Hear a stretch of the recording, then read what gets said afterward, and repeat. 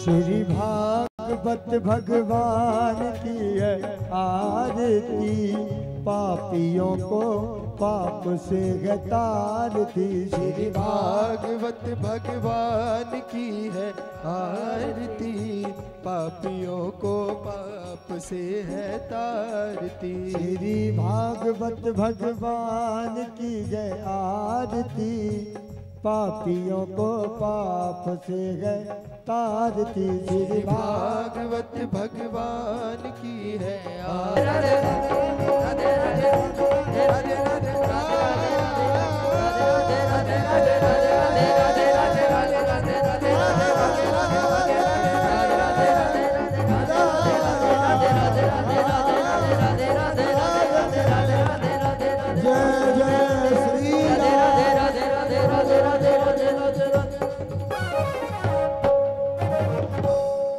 श्री वृंदावन बिहारी लाल की जय।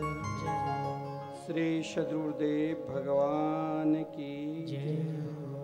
श्रीमद्भागवत महापुराण की जय। श्री सुखदेव जी महाराज की जय। श्री जगदम्बा मैया की जय। श्री हनुमान जी महाराज की जय। जय जय श्री राधे, जय जय श्री राधे।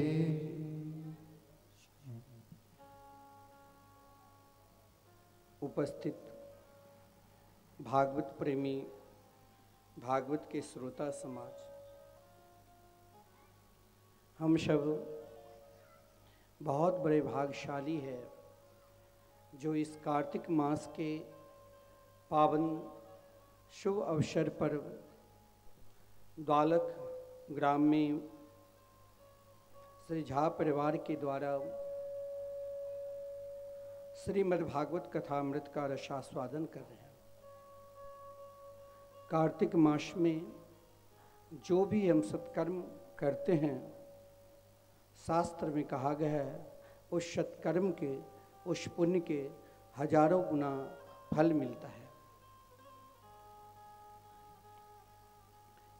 कल की कथा के प्रसंग में हम सब भक्त सम्राट प्रहलाद जी के चरित्र का निरूपण किया। प्रहलाद चरित्र से जीवन में एक शिक्षा लेना चाहिए। कभी भी स्वयं को अकेला मत समझो, क्योंकि हर प्राणी के निकट हर क्षण हर पल उनके साथ उनके इष्ट, उनके ब्रह्म निरंतर रहते हैं। फिर हमें अभी तक दिखाई क्यों नहीं देता है? इसका कारण है कि अभी तक मेरी पुकार प्रहलाद जी की तरह नहीं है। मेरे घर में किसी भी प्रकार की विषम परिस्थिति है और उन विषम परिस्थिति को देखकर हम खिन्न हो जाते हैं। कोई भजन में विघ्न डालता है या आप वैष्णव प्रवृत्ति से जी रहे हैं तो भी है कि मेरे घर में सब मुझे विघ्न डाल रहे हैं, तो स्वयं आप दोषी हैं। किसी के ऊपर कभी भी दोषारोपण नहीं करना चाहिए कि इसके कारण मेरे पूजा में विघ्न होता है, कि इसके कारण मेरे भजन में विघ्न होता है, या इसके कारण हम भगवान की आराधना नहीं कर पाते हैं। प्रहलाद जी से हमें यही शिक्षा लेना चाहिए। प्रहलाद जी जिस कुल में जन्म लिया था उस कुल में सब आश्चर्य प्रवृत्ति के ही थे। केवल प्रहलाद जी की माता कयाधु को छोड़कर जो भी प्राणी थे वो सब के सब आसुरी वृत्ति में थे। तो यदि हम स्वयं को भगवान के निर्मल मधुरमय भजन के आश्रित हैं तो हमें यह विश्वास रखना चाहिए कि एक दिन न एक दिन सब बदल जाएगा। चाहे प्रहलाद जी को विषम परिस्थिति में रहना पड़ा, तब भी अपने आप को कभी भी अपने नारायण को नहीं छोड़ा। निरंतर उनकी उपासना में सतत पिता नाना प्रकार के हिरण्यकश्यप को कष्ट भी दिया। गुरुकुल में रहा तो गुरुदेव ने भी हथकड़ी बेड़ियां लगा दी, लेकिन आप किसी व्यक्ति को बार बार उसका अमंगल सोचोगे, बार बार उनका अनिष्ट सोचोगे, तो उनका तो कुछ नहीं बिगड़ेगा, स्वयं अपने आप बिगड़ने लग जाता है। हिरण्यकश्यपु ने सारा प्रयास कर लिया कि अब मैं इनका किसी भी प्रकार से इनको मारना है। एक भी प्रयास हिरण्यकश्यपु नहीं छोड़ा। संपूर्ण प्रयास करने के बाद भी हिरण्यकश्यपु थक गए, बहन भी चली गई। ऐसा कोई भी प्रयत्न नहीं था जो नहीं किया था। लेकिन विश्वास देखिए, प्रहलाद जी कमी भी नहीं थी। असुर सम्राट पिता समर्पित कर रहे थे। आप किसी को यदि वश में करना है, भगवत भक्ति में लगाना है, तो आप विषम से विषम परिस्थिति में स्वयं को भगवान को हो जाओ। आप क्या खाते हैं, कैसे रहते हैं, किस अवस्था में रहते हैं, चाहे आप शुद्ध अवस्था में रहते हैं, चाहे आप अशुद्ध अवस्था में रहते हैं, एक भगवान के मंगलमय नाम ही है जो शुद्ध और अशुद्ध उन दोनों अवस्था से परे हुए हैं। वहाँ नहीं किसी भी प्रकार के नियम है, वहाँ एक ही नियम है, आप जिनके मंगलमय नाम के आश्रित है वहाँ आगे बढ़ते रहो। प्रहलाद जी ने सदा आगे बढ़ा। आगे बढ़ने से परिवर्तन क्या होता है? जब असुर बालकों ने प्रहलाद जी से कहा कि हम एक ही गुरु से शिक्षा प्राप्त किए, गुरु भी एक ही प्रकार के, गुरुकुल भी वही, आप किसके ऊपर विश्वास कर रहे हैं? और मैंने भी देख लिया कि अब हम लोग आसुरी वृत्ति छोड़कर आपके संग में आना चाहता हूं। प्रहलाद जी ने कहा, आना चाहते हो आओ। बोले वैसे नहीं आऊंगा। विश्वास तो हो गया कि हिरण्यकश्यपु आपके पिता आपको कुछ नहीं बिगाड़ पाए, लेकिन एक मन में शंका है कि क्या मेरे जीवन का परिवर्तन कैसे होगा। अब आप ये ध्यान देना, भगवान के मंगलमय नाम लेने से जीवन में परिवर्तन होता कि नहीं होता है? बोले हाँ होता है। प्रहलाद जी ने कहा, तस्मात् सर्वेषु भूतेषु दयाम कुरुत सौहृदम। अगर आपको भगवान के होना है तो पहले हृदय में दया भाव लाओ।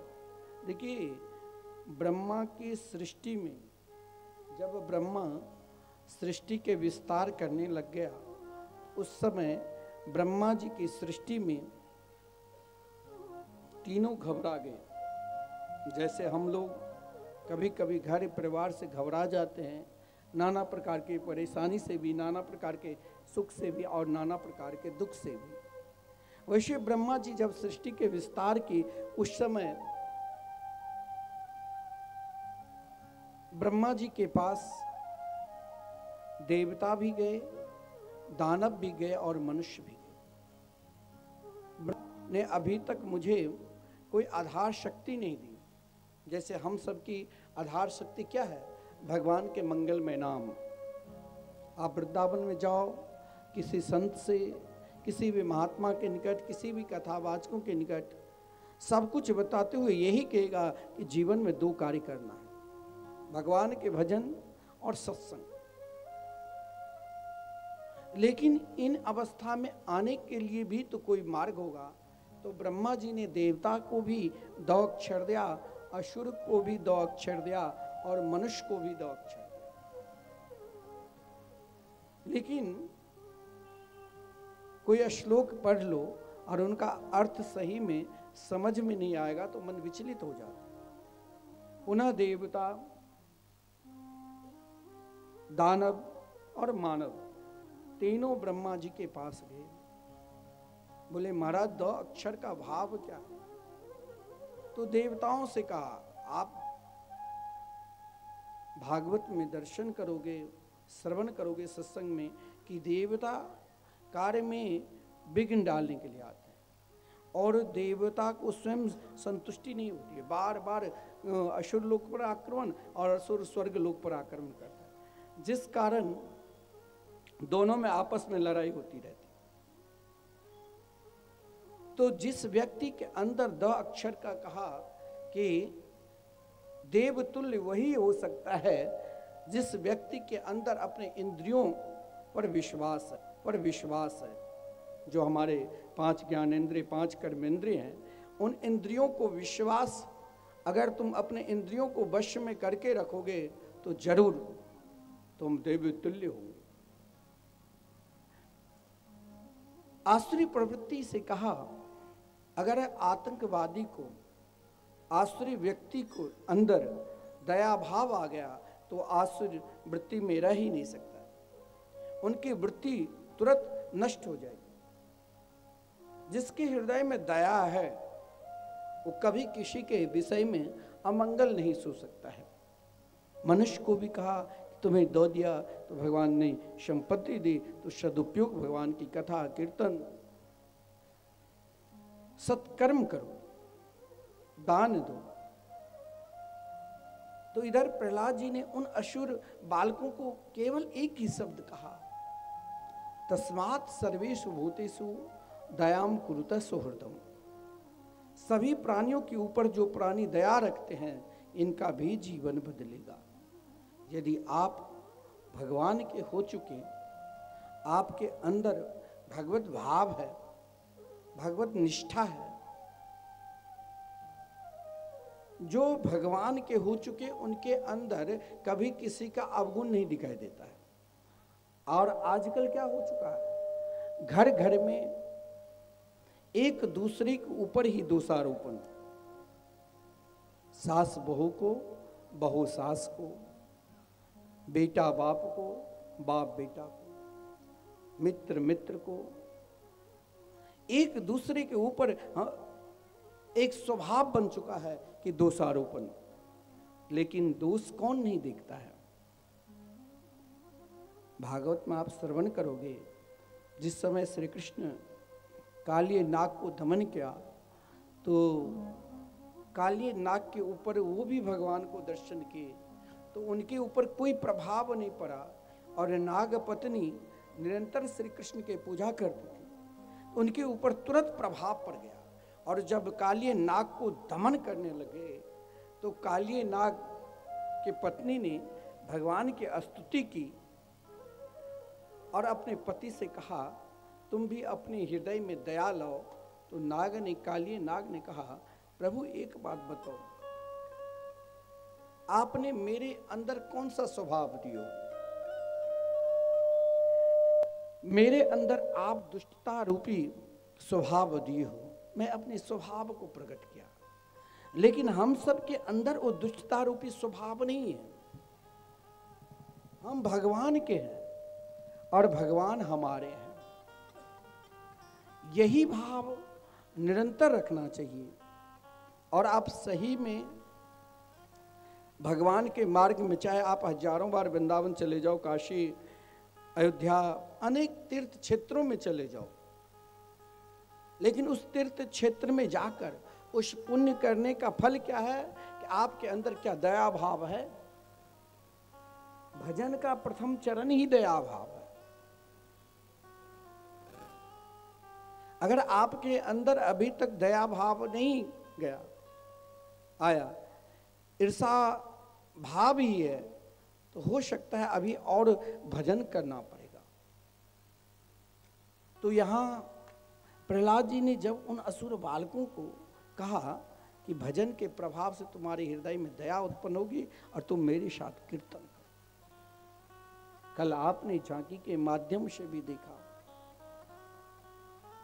नरसिंह भगवान के स्वरूप, भगवान के 24 अवतारों में एक नरसिंह भगवान की ही अवतार है जिसमें माता पिता के हृदय से प्रकट नहीं हुए, माता पिता की वर्णन की नहीं है, क्योंकि एक भक्त की पुकार, भक्त अगर सही में पुकार करते हैं तो भगवान दौड़े चले आते हैं। चाहे वो द्रौपदी हो, चाहे वो महाराज प्रहलाद हो, और चाहे गजेंद्र क्यों ना हो। वहां भगवान ये नहीं देखते कि कितना पढ़ा लिखा हुआ है, कि कौन से शास्त्र को पढ़कर आए हैं, कि कौन से धर्म में हैं। वहां केवल उसके हृदय की भाव देखते हैं। एक की सत्ता, हिरण्यकश्यपु की सत्ता क्या है, तो उनको अपने बल का अभिमान था कि मैंने 100 वर्ष तक, यानी सज्जुग की बात है, 100 वर्ष तक तपस्या की, मैं मरूंगा ही। और ब्रह्मा की सृष्टि में ब्रह्मा की भी आयु निर्धारित है, लेकिन हम लोगों जैसे नहीं। जब 71 बार सतयुग, त्रेता, द्वापर, कलयुग 71 बार निकल जाएंगे तो ब्रह्मा जी के एक क्षण की समय होता है, लेकिन सबकी आयु निर्धारित है। तो जब उनकी भी आयु निर्धारित है तो ब्रह्मा जी कैसे आशीर्वाद दे सकता है हिरण्यकश्यपु के तुम अमर हो जाओ। हिरण्यकश्यपु ने कहा था ब्रह्मा की सृष्टि में नहीं मरूंगा, भगवान ने एक ही शब्द कहा। भगवती श्रुति कहती है कि बालेषु रोमेषु कानि ब्रह्मांडानि सन्ति यस्य असो बाल, जिनके रोम गर्त में ही अनेक ब्रह्मांड है। भगवान ने सर्वप्रथम ब्रह्मा को ही प्रकट किया और उनको वेद अध्ययन कराया। लेकिन देखिए भगवान कितने दयालु है। प्रहलाद जी, वहां संपूर्ण देवता भी भगवान की स्तुति की, लक्ष्मी जी भी आई तो वो आज नहीं पहचाने। लेकिन मात्र 5 वर्ष की अवस्था, 6वें वर्ष प्रारंभ, और प्रहलाद जी ने स्तुति की। देखिए प्रहलाद जी ने क्या कहा, अब आप देखना कि आप किस स्तर पर है। प्रहलाद जी ने जब स्तुति की तो स्तुति करते करते यही कहा भगवान से, हे प्रभु आप सब कुछ जानते हैं, मेरे अंदर कोई गुण नहीं है, मैं आसुरी वृत्ति में जन्म लिया हूँ, आसुरी वृत्ति में पालन किया हूँ, लेकिन मैंने अपने जीवन में एक गुण रखा। हर व्यक्ति के अंदर एक गुण रखना चाहिए, कोई ऐसा भी है। मैंने कहा था शुरू दिन को अभिमान रहेगा कि मैं विद्वान हूँ और कुछ नहीं, फिर भी वो हर जगह कमी जो देखे मान लेना उसके अंदर भी आसुरी वृत्ति का प्रभाव अत्यधिक हो चुका है। लेकिन प्रहलाद जी ने क्या कहा, विप्राद्विषड गुणयुता दरिबिंद नाभा पदारविंद विमुखा छपचम वरिष्ठे मन्ये तदरेपित मनो बचिनीतार्थां प्राणम पुनाति सकुलम न तो भूरि माना। ध्यान देना, घर में यदि आप अकेला ही स्वयं को निकले हैं धर्म में, तो आपके धर्म इतना प्रबल हो जाएगा। अब यहाँ शंका होती है कि हम वर्षों से भगवान की आराधना कर रहे हैं, मेरे पति, मेरी पत्नी, मेरे बच्चे, मेरे घर के और भी सगे संबंधी इस ओर नहीं बढ़ रहा है। अब आपकी गांव में है, कितने लोग वैष्णव होंगे, कितने लोग होंगे? बहुत कम।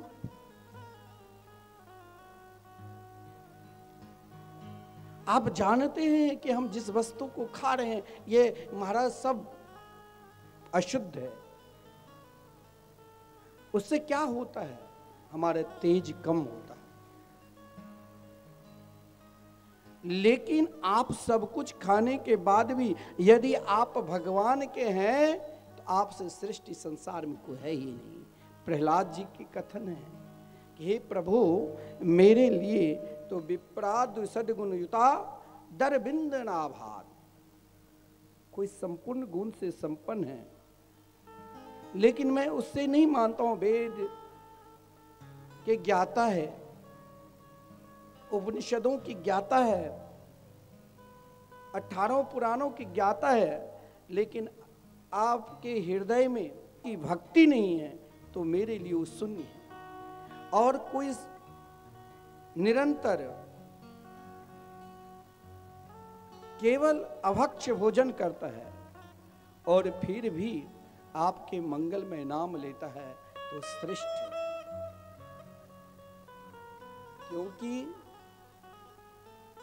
आप चाहे कुछ खाते हो, मैं किसी को मना नहीं करूंगा, आपकी वृत्ति है, आपकी रुचि है, लेकिन मैं ये जरूर कहूंगा कि आप भगवान के मंगल में नाम लेना प्रारंभ कर दो और जो भी कार्य करो उसे छोड़ो नहीं। किसी भी प्रकार के, चाहे अशुद्ध अवस्था है चाहे शुद्ध अवस्था है, दोनों अवस्था में आप भगवान के नाम ले सकते हैं। चाहे आप ज्ञानी हैं और चाहे आप अज्ञानी हैं, इन दोनों अवस्था में आप भगवान को प्राप्त कर सकते हैं। लेकिन कैसे? उस धर्म को आप एक ही धर्म पकड़ो, लेकिन निरंतर पकड़ो। सह वै पुंसाम परो धर्मो यतो भक्ति रथोक्षजे। लेकिन उस धर्म में आप कामना को त्याग देना, इच्छा को त्याग देना। ये नहीं हम कथा सुनने के लिए जा रहे हैं तो हमें खूब धन मिल जाएगा, ये नहीं जो हम वृंदावन काशी घूमने के लिए, तीर्थ यात्रा करने के लिए जा रहे हैं, गंगा स्नान करने के लिए जा रहे हैं तो हमें धन मिलेगा, हमें प्रतिष्ठा मिलेगी, हमें यश मिलेगा। ये कार्य लेकर ना चलो, ये हमारा कर्तव्य है, ये हमें मानव शरीर मिला है।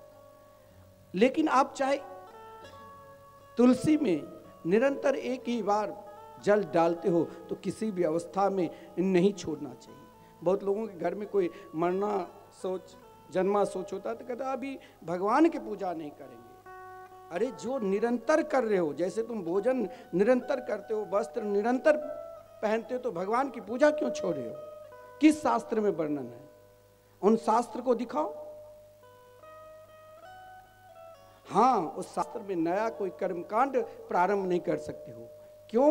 मरणासन अवस्था में फिर गरुड़ पुराण क्यों सुनते हो? वो भी तो पुराण की ही एक खंड है। जब सुनना चाहिए तब सुनते नहीं हो, लेकिन मरने के बाद उनको सुनाते हैं। वो भूत बनकर सुनेगा कि देव बनकर सुनेगा, और अपने सुनते हो तो अपने जीवन में कहां कुछ पड़ता है परिवर्तन। इसीलिए हर अवस्था में, चाहे आप मानो कुछ भी खाते हो, लेकिन उसे भगवान को समर्पित करके खाओ। एक बार क्या हुआ, श्री महाप्रभु, श्री चैतन्य महाप्रभु श्री जगन्नाथ जी के दर्शन करने के लिए जा रहे। मार्ग में जब मंदिर की ओर जा रहे थे तो रात्रि हो गई, और महाराज जब संकीर्तन करते हुए हरे कृष्ण कृष्ण कृष्ण हरे हरे, हरे राम राम राम हरे हरे, जब संकीर्तन करते हुए महाप्रभु निकलते थे तो उस समय चाहे कोई भी हो, नाना प्रकार के हिंसक प्राणी भी, सर्प हो, व्याघ्र हो, अपनी हिंसा वृत्ति को छोड़कर हिंसा व्रत लेकर महाप्रभु के साथ कीर्तन कर देते। हजारों शिष्यों के मंडली, एक से एक साधक उनके पीछे पीछे चलते थे। एक जंगल में गया, जिस जंगल में कोई नहीं था, एक झोपड़ी घास के बना हुआ, वो भी झोपड़ी, खुला झोपड़ी, बगल में एक तालाब। महाप्रभु ने सोचा कि आज यहीं विश्राम करें। वहां कोई था ही नहीं। एक व्याधा आया, जो व्याधा नित्य उनका कार्य था कि मांस भक्षण करना। वो भी जंगल में जाकर शिकार में जो भी कुछ मिलता उसे वो मारकर कच्चा पकाकर खा जाता। आज महाप्रभु ने सोचा इन व्याधा के यहाँ ही हमें रहना है। व्याधा के यहाँ रहकर महाप्रभु बड़े आनंद के साथ वहाँ निवास किए। रात्रि में सब संकीर्तन प्रारंभ किया और संकीर्तन प्रारंभ के बाद वो व्याधा दूर से देख रहा है कि वो कहीं से शिकार खेलकर लाया और उसे खा रहे थे। दूर से उस व्याधा को बुलाया कि आप भी आओ, यहाँ संकीर्तन में सम्मिलित हो जाओ। उस वचन क्या? बोले कोई बात नहीं, आओ निकट। यहाँ सबके प्रवेश है, ये द्वार सबके लिए है।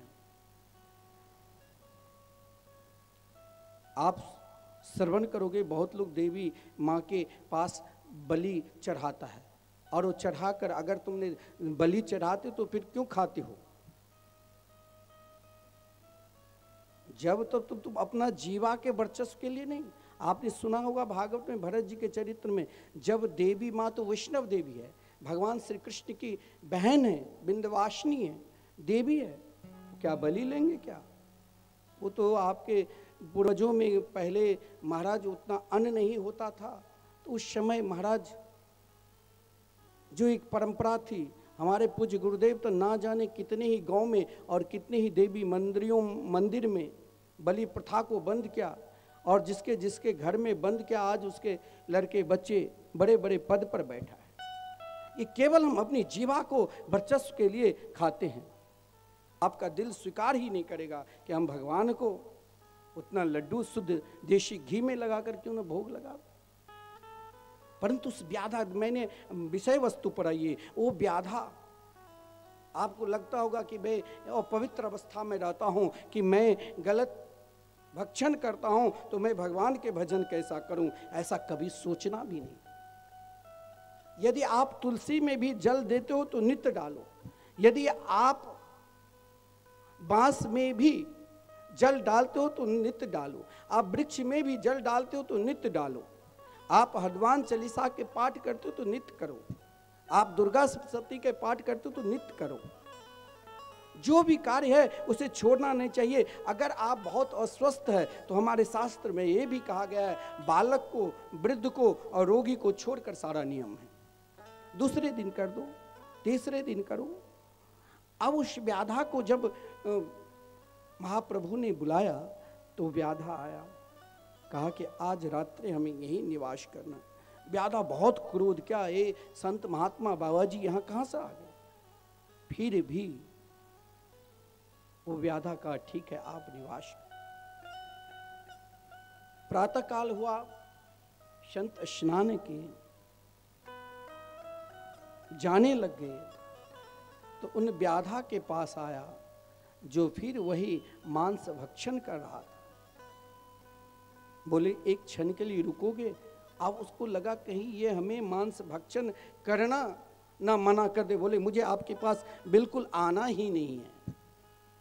जैसे बहुत लोग नहीं सोचते हैं, अरे वृंदावन से आए हैं बाबा, कहीं कथा सुनने के लिए जाओ तो मीट मांस ना छोड़ जाए। ऐसा नहीं। देखो क्या होता है, वो तो आपकी वृत्ति है, उससे हमें क्या लेना देना है? हमें लेना देना है केवल आप भगवान के भजन करो। उस व्याधा जब आया तो महाप्रभु ने कहा मैं आपसे कुछ लेना चाहता हूं। कहा महाराज ये जो आपके बिस्तर है ना कमंडलू, ये मैं अभी तक नहीं लिया, सो आप मनाओ। बोले आज मैं दक्षिणा लेकर ही जाऊंगा। अब वो व्याधा डर गए कि इनके साथ हजारों लोग हैं, क्या दूं, मेरे पास तो कुछ, मैं तो स्वयं रोज जंगल में जाकर बच्चे हुए शिकार खेलने के लिए दिन कह दिया श्रीमद् भागवतम शास्त्रम कलो किरेन भाषितम, सबके लिए मंत्र दे दिया कि अगर तुमको कहीं नहीं श्रद्धा हो तो भागवत भगवान को अपने ईष्ट गुरु बना लो। अब यहां पर वो व्याधा बच्चे को गोद में ले लिया, पत्नी सामने बैठी है और वो बिना श्री कृष्ण नाम लिए ही मांस के टुकड़ा मुख में ले लिया और कंठ तक निगलने ही वाला था, जोर से एकाएक याद आ गई और कंठ को जोर से पकड़ लिया। श्वास रुकने लग गया। पत्नी इशारा कर रही है, तुम मर जाओगे, आज तुम 10 बार ले लेना। लेकिन उसने इशारा की, यदि मेरा नित्य का नियम टूट गया तो फिर मैंने अपने गुरु से विश्वासघात किया, मैंने भगवान से विश्वासघात किया। श्वास रुकने लग गए, मरने लग गए। हृदय में श्री कृष्ण का भाव जगा, मुख में मांस के टुकड़ा कंठ तक आ चुका था, बाहर कर नहीं सकता था।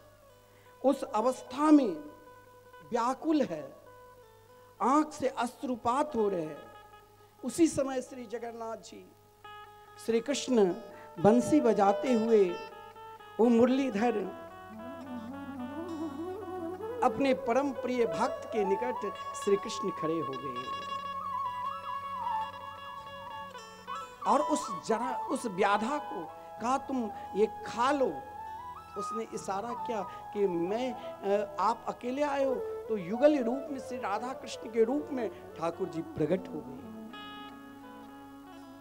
लेकिन उन व्याधा के भाव देखो, भगवान ने भी इशारा की, तुम पहले, उसने इशारा में बोलना छोड़ दिया था। भगवान ने कहा तुम इसे भक्षण कर लो, फिर हम बात करेंगे। इशारा बोले, मैं आज तुमको मुक्ति प्रदान कर दूंगा। बोले, मुझे इशारा में क्या मुक्ति भी नहीं चाहिए। इशारा के इस ग्रास को बाहर कर दो, और उस ग्रास को भगवान ने बाहर कर दिया। उसने श्री कृष्ण पहले नाम लिया। देखिए नित्य नियम का महिमा। और जब श्री कृष्ण के मंगल में नाम लिया तो भगवान ने कहा, मुझसे वरदान मांगो। बोले, मैं तो अज्ञाना अवस्था में, ना मेरे जीवन में कोई गुरु थे, ना मैं कुछ जानता था शास्त्र और पुराण, और जो संत की कृपा हुई उसने मुझे कुछ मना भी नहीं किया था। लेकिन केवल मैंने प्रभु आपके एक बार नाम लिया तो आप युगल रूप में हमें दर्शन दिया। मेरा नित्य ये नियम चलते रहे और कुछ चाहिए नहीं। भक्त के लिए तो ना योग चाहिए, ना भोग चाहिए, ना मुक्ति चाहिए। उसे तो केवल यही चाहिए कि हमें निरंतर इस पृथ्वी लोक पर आऊं और भगवान के निरंतर दर्शन करते रहूं, उनके मंगल में नाम को पुकारते रहूं। ऐसी कृपा करो श्री राधे, दीजो वृंदावन को बा। ऐसी कृपा करो श्री राधे, दीजो वृंदावन को वास। ऐसी कृपा करो श्री राधे, दीजे वृंदावन को वास। ऐसी कृपा करो श्री राधे, दीजो वृंदावन को वास। वृंदावन को वास लाडली निधवन जी में वास। हो वृंदावन को वास लाडली निधवन जी को रास। ऐसी जय हो, ऐसी जय हो, ऐसी कृपा करो श्री राधे, दीजे वृंदावन को वास। ऐसी कृपा करो श्री राधे, दीजो निधिवन जी को वास। श्री राधे तालियां बजाते हो मेरे भाव से।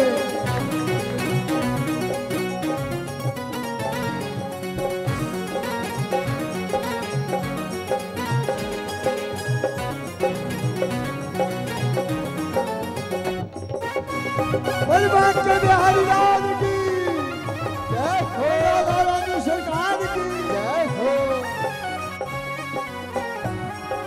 ऐसी कृपा करो श्री राधे, निधिवन जो को वास। ओ वृंदावन को वास, सखी नंदगांव को वास। को वास सखी नंदावन को वास। ऐसी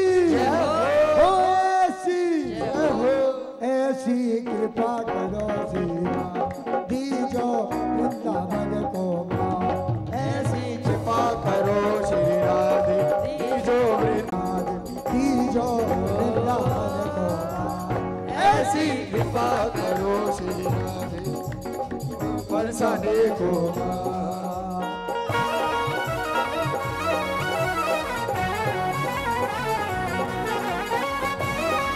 दोनों हाथों से हाथ से बीच में निकाल दिया।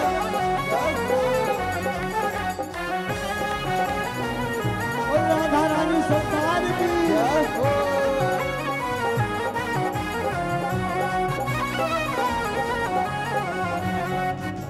राधे राधे राधे राधे राधे राधे राधे राधे राधे श्री राधे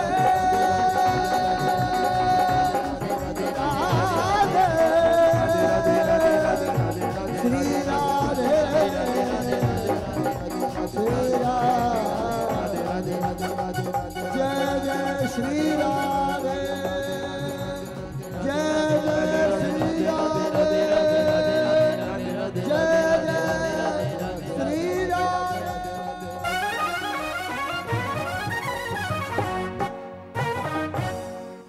आपने सुना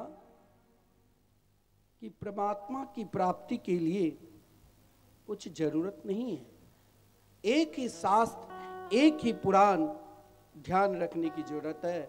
जो नित्य जो मेरा नियम है, जो भी हम कार्य करते हैं भगवत संबंधी, और यदि हम एक ही बार सीताराम राधे श्याम लेते हैं तो नित्य उसे नहीं त्यागना चाहिए। और देख लीजिए उस व्याधा को जिसने अपने जीवन में पूजा पाठ ध्यान योग क्या होता है कुछ पता ही नहीं, लेकिन आसानी से भगवान को प्राप्त कर लिया। अब आप कहेंगे, बहुत लोगों की शंका होती है कि हम तो कुछ जानते ही नहीं, कैसे भगवान को रिझाऊं, कैसे भगवान को पूजा करूं, हमें तो एक स्तुति भी नहीं आती है, कोई जरूरत ही नहीं है। केवल आपका पुकार सही होना चाहिए, केवल आपका भाव सही होना चाहिए। वो जगन्नाथ के रूप में भी विराजमान है तो वो पशुपति नाथ के रूप में भी विराजमान है। आपका स्वभाव चाहे बहुत बड़े ज्ञानी की तरह रहे और चाहे पशुवत रहे, लेकिन आपको भगवान के होना पड़ेगा।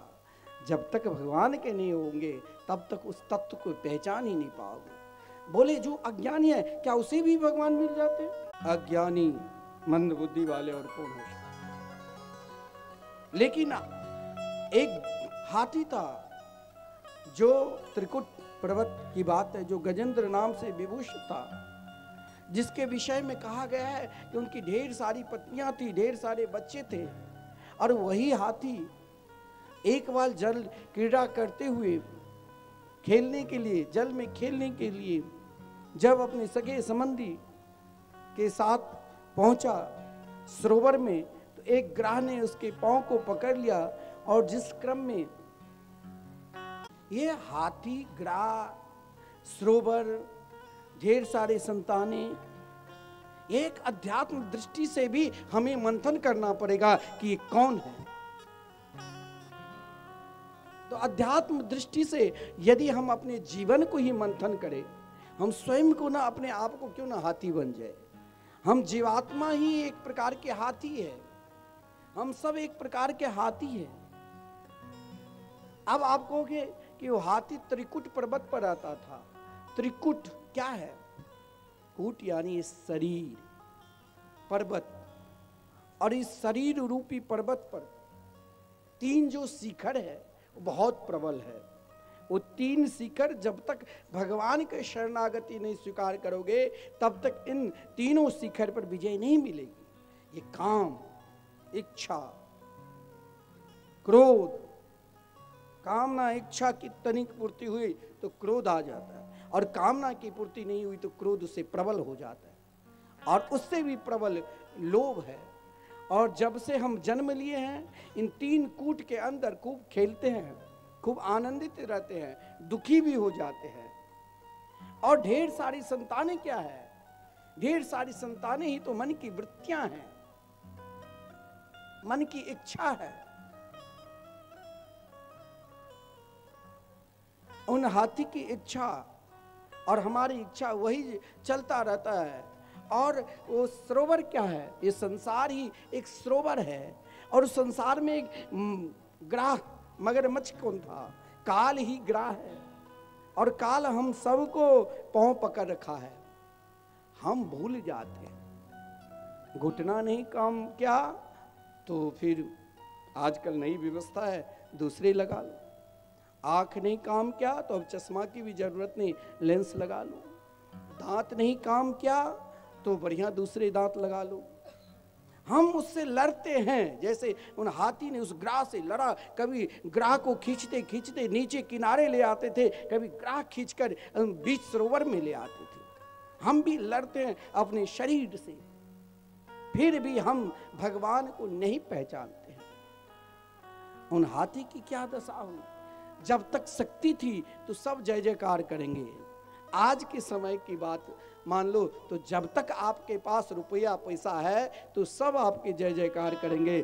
जिस दिन रुपया पैसा समाप्त, कोई पूछने वाले नहीं है। इस कलिकाल में सबसे अधिक शक्ति क्या है? धन। धन है तो सब कुछ है, धन नहीं है तो कुछ नहीं। अब तो चलो सरकार सबकी कुछ न कुछ व्यवस्था करके ही देते। बहुत लोगों को निकम्मा भी बना रहे हैं। खेती करना छोड़ दिया, चावल घर में ही, गेहूं घर में ही, पैसा भी लोगों को मिलने लग गया। लेकिन उन हाथी की क्या दुर्दशा हो गई? जब सारी शक्ति, जब तक शक्ति थी तो सब जय जयकार कर रहे थे, शक्ति समाप्त हुई, सब छोड़ दिया। तब उस हाथी ने सभी को पुकारा, कोई नहीं आया। उनकी शक्ति भी समाप्त होने लग गई। अब जब परमात्मा की कृपा हो जाए तो कहीं ना कहीं से कुछ मार्ग बढ़ जाता है। हाथी ने देखा जिस पत्नी के लिए मैंने दिन रात परिश्रम किया वो छोड़कर चली गई। जिस बच्चे के लिए मैंने स्वयं नहीं खाकर उसे खिलाया वो मुझे छोड़ दिया अंत समय। मेरी शक्ति भी आज ह्रास हो गई। कल तक उन गजेंद्र नाम से विभूषित था, कल तक सब मुझे राजा मानकर सब पुकारते थे, जय जयकार करते थे, आज वो भी हमें छोड़कर चले। लेकिन अब मैं किसे पुकारूं? संपूर्ण देवता कह रहे आओ मेरे पास, मेरे पास, लेकिन सोचा नहीं सब के जीवन में जब कष्ट आता है तो भगवान के निकट जाते हैं। हाथी ने भी परमात्मा से प्रार्थना की, हे मेरे गोविंद, आप तो सबके हृदय में क्षेत्रज्ञ रूप से विराजमान हैं। क्षेत्र कहते हैं शरीर को, क्षेत्रज्ञ कहते हैं आत्मा को, सबके हृदय में विराजमान है। अब आप ही हमें रक्षा कर सकते हैं। लेकिन हाथी ने संपूर्ण, इसे गजेंद्र मोक्ष स्तुति भी बोलते हैं, हाथी ने संपूर्ण स्तुति कर ली लेकिन भगवान फिर भी नहीं आए। कारण क्या है? मात्र जौ भर सूर बचा था, कुछ सहारा ही नहीं था। अब या तो हाथी उस ग्राह के मुख में जाएगा, इतना ही स्थिति बचा। इधर द्वारकाधीश द्वारका में जब भक्त भगवान को पुकारते हैं तो भगवान चाहे वृंदावन में रहे, गोलोक धाम में रहे, आपके हृदय में रहे, वो आपके सामने प्रकट हो जाएंगे। केवल केवल पुकार चाहिए। अब पुकार किस तरह, पुकार कैसा होना चाहिए? तो उस हाथी की व्याकुलता, जब जिस प्रकार हम भगवान के लिए, हम किसी के लिए व्याकुल होते हैं ना, आप किसी से प्रेम करते हैं, वो जिस प्रकार आप उनसे व्याकुल होते हैं उसी प्रकार वो भी व्याकुल हो जाते हैं। तो जैसे हाथी व्याकुल वैसे भगवान भी व्याकुल। लेकिन हाथी के पास भगवान भक्त के लिए तो एक बार प्रहलाद जी ने पुकारा तो जड़ से, एक खंबे से प्रकट होकर हिरण्यकश्यप को उद्धार किया। और आज उस गजेंद्र ने भगवान की संपूर्ण स्तुति कर दी, फिर भी भगवान क्यों नहीं आ रहे हैं? लक्ष्मी जी ने कहा भगवान की व्याकुलता कैसे है। तो लक्ष्मी जी ने पूछा, हाथ पकड़ कमला कहे कहाँ जात यदुनाथ, हाथों सुनी कमला थी सुनी गजराज। हाथी शब्द हा केवल लक्ष्मी जी सुनी थी, लेकिन कब?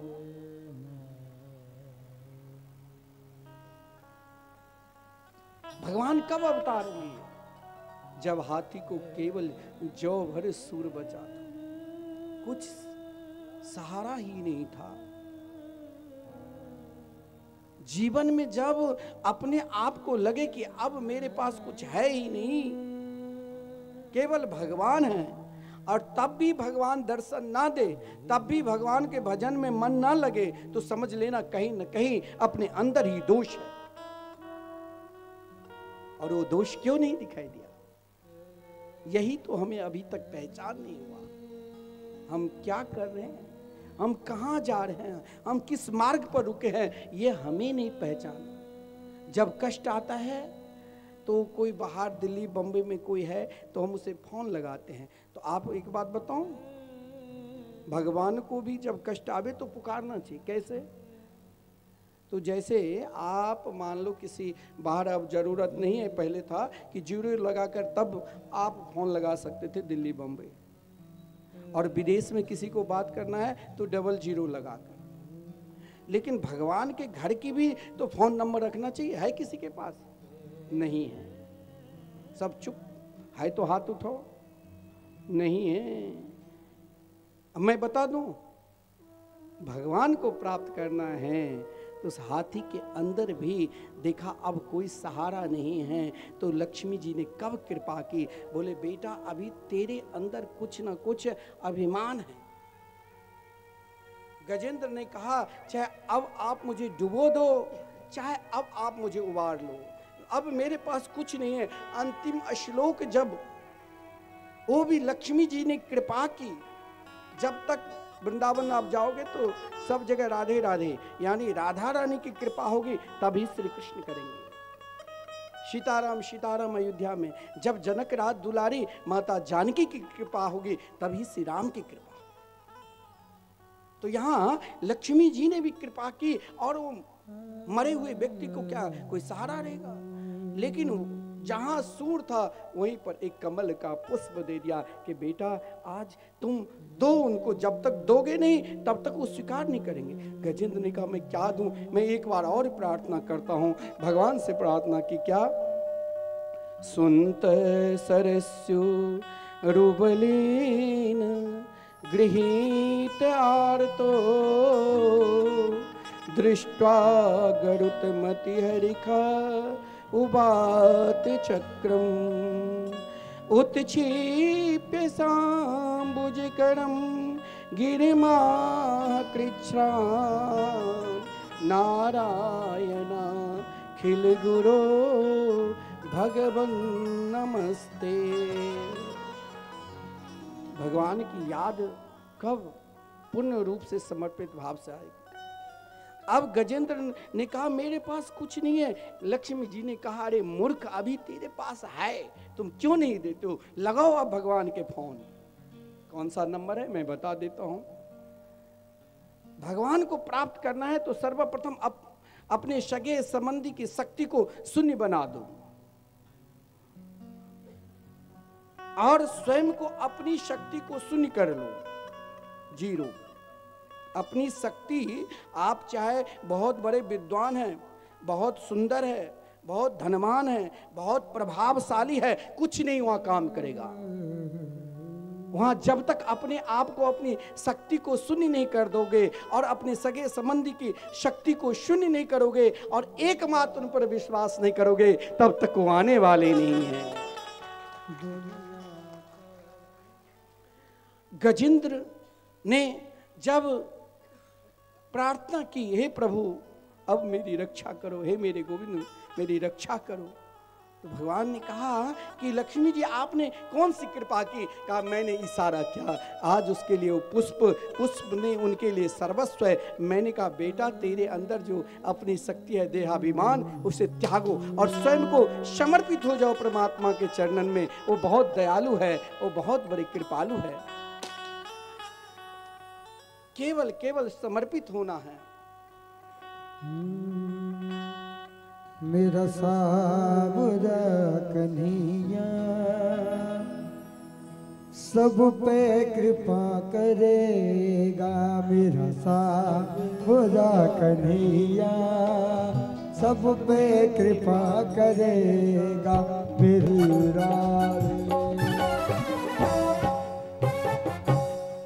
परमात्मा को प्राप्त करना है तो स्वयं अपनी शक्ति को त्याग कर, सगे संबंधी की शक्ति की त्याग कर और एकमात्र उनकी शक्ति पर निरंतर विश्वास रखना। देखिए एक बात ध्यान देना, भगवान पर चढ़े हुए जिस लगन से आप देवी माँ की पूजन करते होंगे और देवी देवता के घर में जिस लगन से आप पूजन करते हो, पुष्प मैं देखता हूँ सुबह सुबह माता लोग पुष्प बिकती है, लेकिन भगवान पर चढ़े हुए अगर पुष्प पैर लगे तो चाहे वो देवराज इंद्र की तरह समर्थशाली है तो भी उसे दरिद्र होना पड़ता है। देवराज इंद्र एक बार सत्संग करके दुर्वासा ऋषि लौट रहे थे। देवराज इंद्र ऐरावत हाथी पर जा रहे थे। उस समय दुर्वासा ऋषि भगवत प्रसादी माला देवराज इंद्र उस माला को के विषय में जब सोचा मैं तो नित्य कल्प वृक्ष के पुष्प के माला पहनने वालों, ये छोटे से माला क्या पहनूं। उसने तुरंत हाथी के मस्तक पर रख दिया, हाथी ने पैर से कुचल दी, जिस कारण देवराज इंद्र को स्वर्ग से अलग होना पड़ा। और इसी क्रम में महाराज स्वयं भगवान को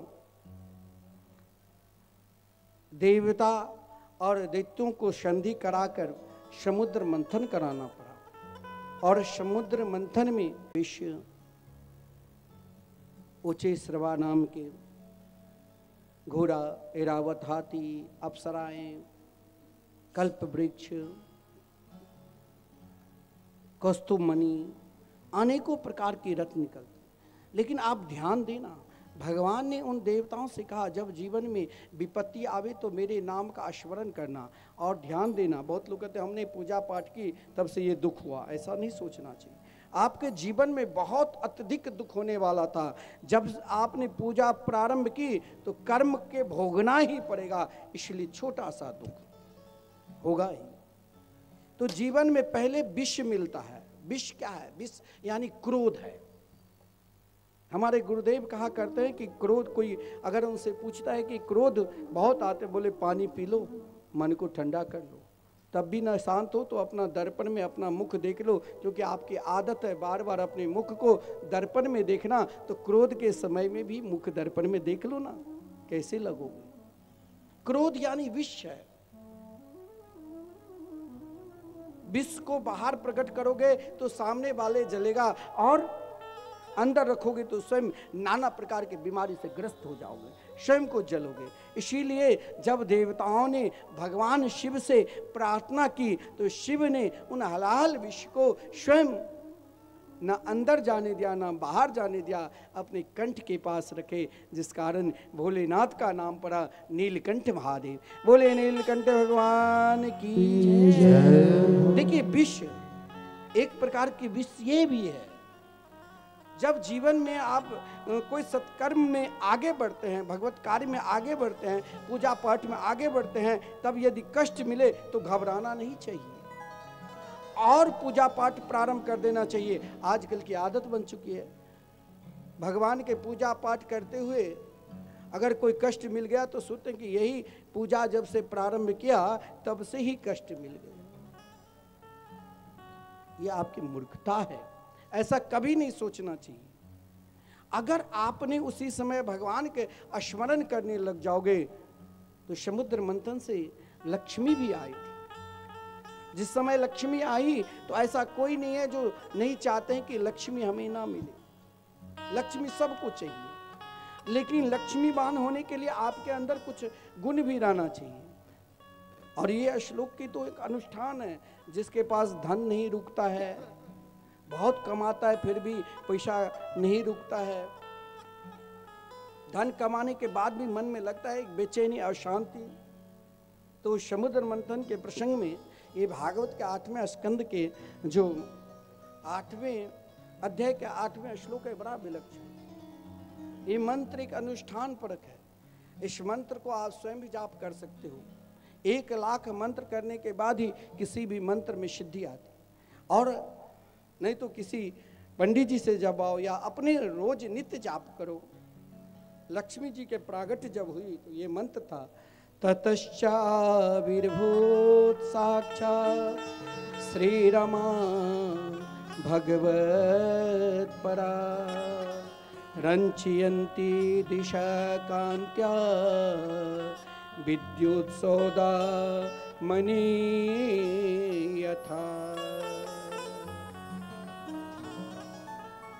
लक्ष्मी जी की प्रागट्य देखिए, लक्ष्मी निरंतर कहाँ ठहरती है? लक्ष्मी का एक नाम है चला।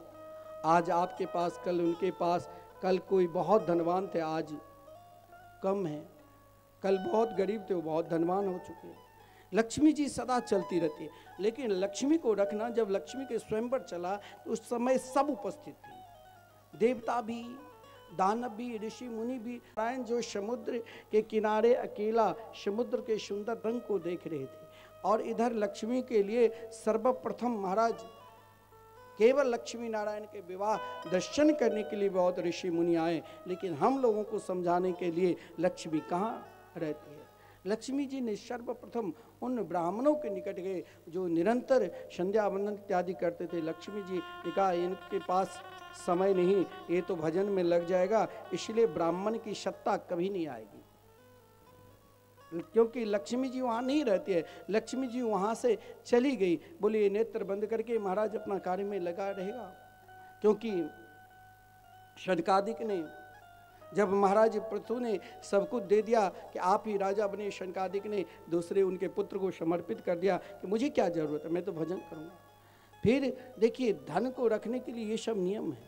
श्याम ने दुर्वासा ऋषि को देखा, लक्ष्मी जी की सहेली ने कही इसे स्वीकार कर लो। बोले इनके अंदर संपूर्ण गुण हैं, लेकिन जिसके अंदर बात बात में क्रोध आ जाए तो मान लेना कोई व्यापार करता है। आप व्यापारी के देखे होंगे कि किसी दुकान पर जाओ तो दुकानदार आपसे इतना प्रेम से बात करेंगे कि आपकी इच्छा नहीं होगी लेने की, फिर भी लेना पड़ेगा। अगर क्रोध में बात करेंगे तो क्या आप ले सकते हो? तो क्रोधी के पास लक्ष्मी अधिक दिन नहीं रहती है।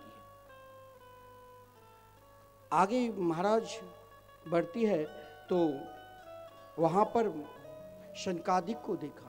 कहा, शनकादिक को देखकर कहा कि ये तो नेत्र बंद करके निरंतर भजन करते रहते हैं, यहाँ हमें रहना ही नहीं। उसके बाद भोलेनाथ को देखा, कहा सब कुछ तो ठीक है लेकिन भेष सही नहीं।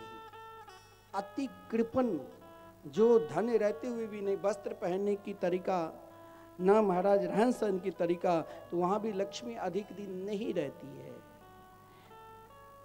शंकर जी का सारा रूप था, लेकिन कहा मुंड के माला पहन रखे हैं, चिता के भस्म लगा रखे हैं, बाघंबर पहने हुए हैं। लक्ष्मी जी बोले आगे और चलो, यानी लक्ष्मी रहे तो वस्त्र भी अच्छे पहने। फिर महाराज देवराज इंद्र विशाल सिंहासन पर बैठे थे। देवराज इंद्र को देखकर भी लक्ष्मी जी इसीलिए नहीं ठहरी, क्यों? क्योंकि दूसरे का धन को हरण करते रहते हैं, ये कामी है, कामी के पास भी नहीं। असुर सम्राट राजा बलि के पास भी ना रहे, क्योंकि इसके अंदर भी आसुरी वृत्ति है। लेकिन लक्ष्मी कहाँ, जहाँ नारायण चारों तरफ देख रहे थे। लक्ष्मी जी ने वनमाला नारायण को पहना दी, यानी धन है तो सबकी देखो अरोस परोस और स्वयं को सभी को रक्षा करो। तो लक्ष्मी नारायण भगवान की जय। समुद्र से विष के बाद अगर जीवन में विष को अपना लोगे तो अमृत भी मिलेगा, यानी कष्ट को सहन कर लोगे तो एक दिन सुख भी प्राप्त करोगे। अमृत, स्वयं भगवान धन्वंतरी के अवतार लेकर अमृत असुरों को मोहित करके देवता को अमृत पान कराया। सूर्य चंद्र के बीच में राहु नाम के असुर देव रूप में आ गए। भगवान ने जो मोहिनी रूप अवतार धारण कर राहु को सिर धड़ से अलग कर दिया, लेकिन देव अंश में बैठा था। आज भी उनकी पूजा राहु केतु के रूप में होती है। विशाल देवासुर संग्राम हुआ, असुर को हार और देवताओं को विजय श्री मिली। लेकिन एक बात ध्यान देना, सब गुण से संपन्न होने के बाद भी अगर आपके अंदर भगवत कार्य में रुचि नहीं है, भगवान के आश्रवण में रुचि नहीं है, तो ये धन सदा नहीं रहेगा। मैं मानता हूं देवता ने अमृत पान कर लिया था, कहते हैं अमृत पान करने के बाद, अमृत मतलब सर्वसमर्थ, सभी गुण से संपन्न, प्रभावशाली, स्वयं को अपने आप को अमर मानने लगे। और इधर असुर लोक में सब उदास, क्योंकि स्वयं राजा बलि भी मूर्छित हो गए, लेकिन बलि को कुछ नहीं मिला, परंतु सद्गुरु शुक्राचार्य जी ने उनको जीवित किया। और जीवन में 3 कार्य जिसने कर लिया, उसे फिर कुछ करने की जरूरत नहीं। राजा बलि को जब आदरणीय श्रीमान शुक्राचार्य जी ने विश्वजीत नाम के यज्ञ करवाया, जिसमें कहा चिंता मत करो, विजय श्री तुम्हें ही मिलेगी, और इसमें सर्वजित नाम के रथ निकलेगा, इस रथ पर बैठ कर जाओगे, विजय श्री तुमको मिलेगी, लेकिन शर्त 3 काम जीवन में कभी नहीं छोड़ना। क्या? अन्नदान, संत सेवा, जितना हो सके गरीबों को जहां जरूरत है उन्हें जरूर सेवा करना चाहिए। कोई पढ़ने में होशियार है और आप समर्थशाली है, तो उनको थोड़ा शिक्षा से का दान करवाओ। किसी का महाराज अन्नदान, अतिथि सेवा का। दूसरा भाव है गौ सेवा। देखिए, गौओं की सेवा, हर लोगों को घर में गौ सेवा करना चाहिए। अभी मान लो शहर में नहीं है तो लोग गौशाला बनाकर वहाँ दान देते हैं, लेकिन गांव में तो आप स्वयं समर्थशाली है, सारी व्यवस्था है, तो गौ की सेवा करना चाहिए। आप ये मत सोचना कि देसी गौ दूध कम देती है। गौ की सेवा से आप कभी, महाराज गौ में वो समर्थ है जो आपको कभी खाली नहीं कर सकते, बड़े रहेंगे। तीसरा भजन। जीवन में जब अत्यधिक विपत्ति भी आवे तो भटकना नहीं चाहिए। हरि स्मरणम सर्व विपत्ति विमुक्षणम, भगवान का स्मरण निरंतर करना चाहिए। राजा बलि ने ये तीनों कार्य किया। देखिए, 12 धर्म के ज्ञाता में देवराज इंद्र के नाम नहीं है, राजा बलि के हैं, क्योंकि गुरुदेव का निरंतर आदेश माना। खूब अन्नदान किए, यज्ञ किए, जिसमें सर्वजीत नाम के रथ निकला, और महाराज प्रहलाद जी ने एक शंख दिया कि इसे बजाते ही त्रिलोकी के राजा बनोगे। गुरु की सेवा से, संत की सेवा से, भगवान के भजन करने से, गौ सेवा के फलस्वरूप राजा बलि स्वर्ग के राजा हुए। और इंद्र पुनः अमृत पान करने के बाद भी कुछ नहीं मिला, फिर वही भटकते रहा। फिर देवराज इंद्र की माता अदिति ने कश्यप ऋषि से प्रार्थना की। कश्यप ऋषि ने पुत्र प्राप्ति के लिए अनुष्ठान बताया। फागुन मास शुक्ल पक्ष प्रतिपदा से लेकर त्रयोदशी तक केवल 1 गिलास दुग्ध पान करके भगवान नारायण की आराधना करने के लिए अनुष्ठान बताया, जिस अनुष्ठान के फलस्वरूप भगवान नारायण ने दर्शन दिया। और दर्शन के फलस्वरूप जब माता अदिति ने क्या कही, भगवान मांगने क्यों गए बामन के रूप में, क्योंकि स्वयं भगवान से जब माता अदिति ने प्रार्थना की कि मैं कभी किसी के अनिष्ट नहीं चाहती हूँ। देखिए, दैत्यों की माता ने भी कश्यप ऋषि से अनुष्ठान की, 1 साल के अनुष्ठान, लेकिन देवताओं को मारने वाले पुत्र हो, लेकिन वो उस अनुष्ठान में विघ्न हुआ तो 49 मरुतगणों की उत्पत्ति से स्वयं असुरों को ही नष्ट करने लगे। परंतु यहाँ कश्यप ऋषि जब माता अदिति से कहा अनुष्ठान करो, पुत्र प्राप्ति की अनुष्ठान किया, भगवान ने दर्शन दिया, तो भगवान के रूप माधुरी को देखकर कहा आपके समान मुझे पुत्र चाहिए, लेकिन इस समय मुझे एक कार्य है ताकि मेरे पुत्र की धन लौट जाए, संपत्ति लौट जाए। भगवान ने क्या कहा, जिसने गौ की सेवा कर ली, जो हरि स्मरण कर लिया, और जिसने महापुरुषों पर विश्वास की, उसे मैं भगवान होकर भी परास्त नहीं कर सकता हूँ। हाँ, मैं उसे मांग सकता हूँ। और भगवान ने कहा कि देखिए आजकल क्या होता है, आप कोई बढ़िया कार्य करो तो हम प्रचार प्रसार करने लग जाते हैं कि भाई हमें आज स्वप्न में ये दिखा, ये दिखा, ये दिखा।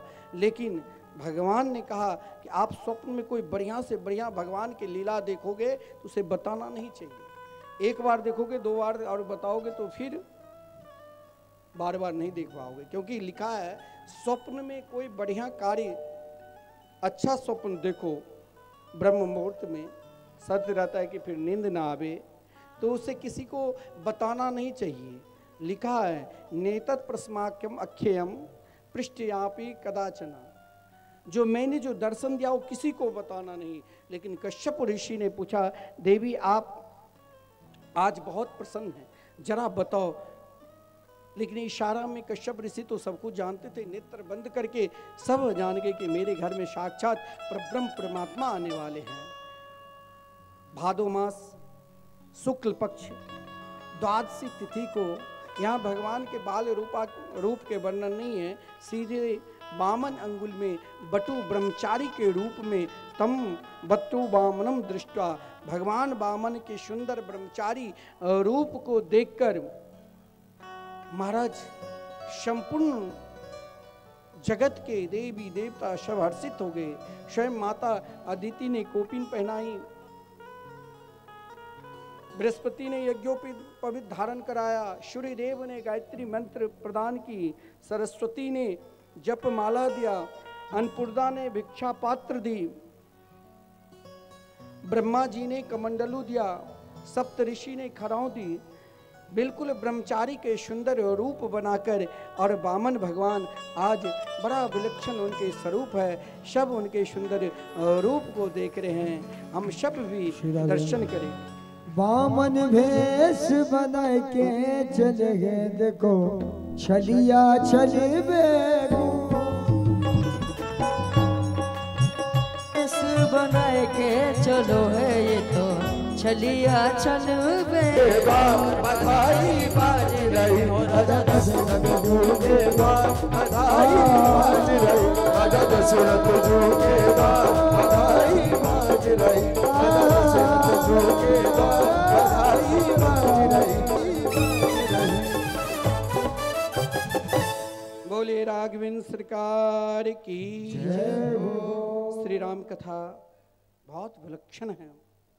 महाराज परीक्षित की इच्छा कृष्ण श्री कृष्ण कथा की ओर थी। श्री राम कथा कई बार श्रवण कर चुके थे।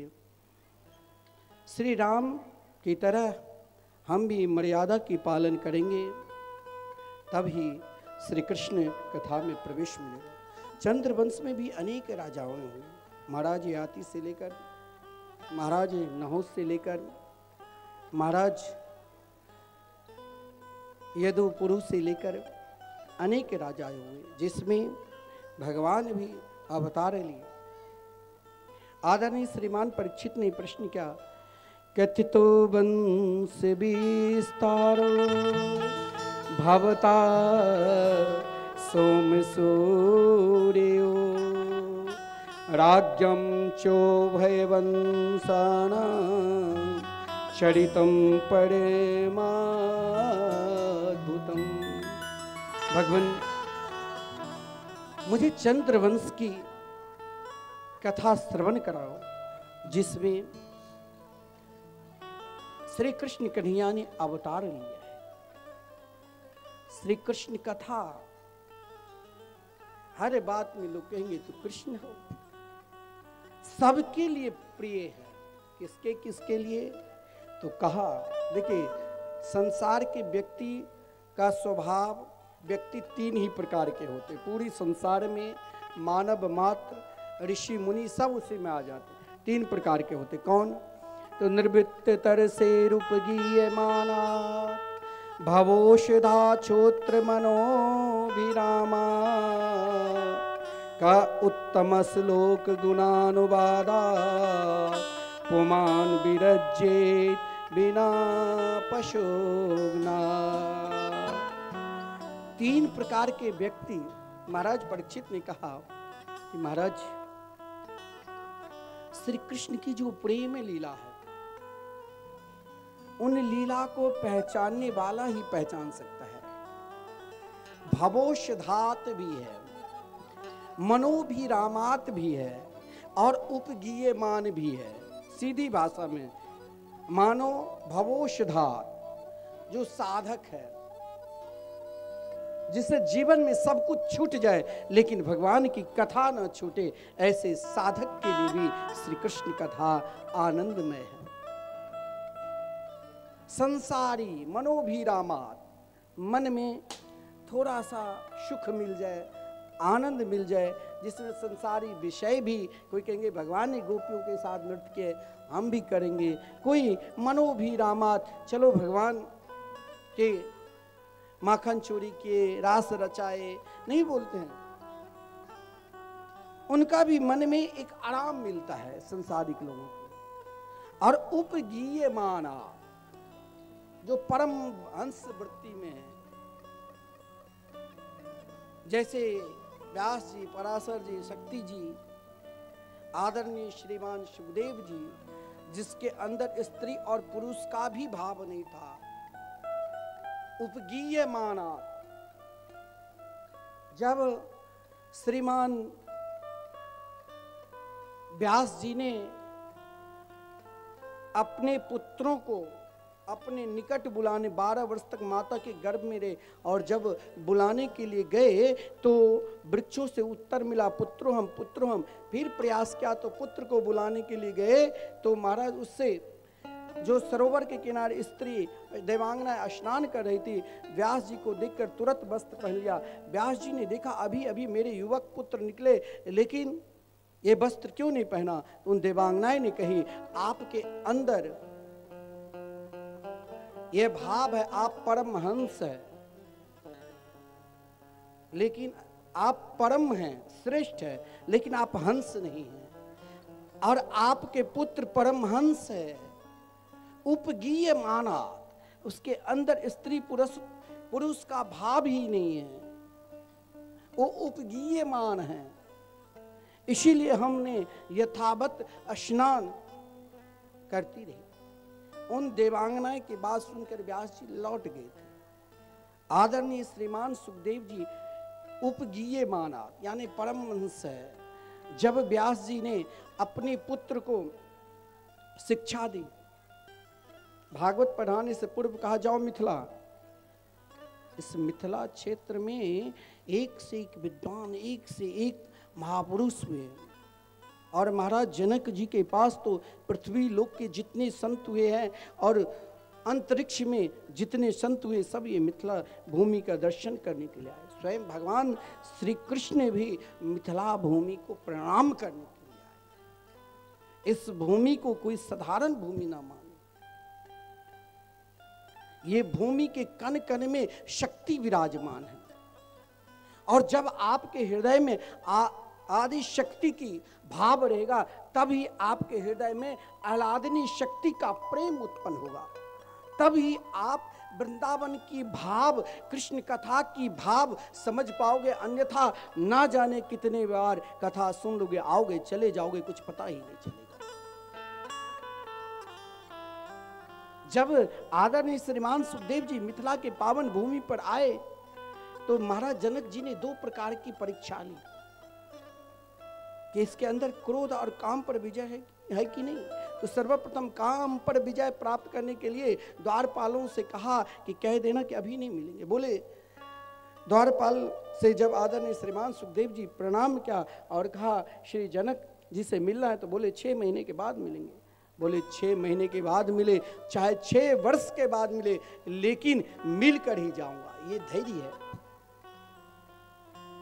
और जब अंदर प्रवेश किया तो वहां नाना प्रकार के देवांगनाएं थी, लेकिन आदरणीय श्रीमान सुखदेव जी के जीवन में कुछ प्रभाव नहीं पड़ा। निरंतर से कृष्ण नाम की रटना लगा रहे थे, रोम रोम में से कृष्ण नाम उच्चारण।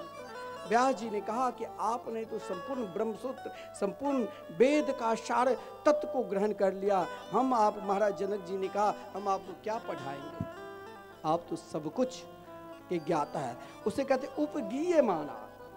महाराज परीक्षित ने कहा कि मुझे ऐसी कथा सुनाओ जो सबको आनंद मिले, प्रेम मिले। प्रेम की पहचान अगर है तो एकमात्र श्री कृष्ण कथा में,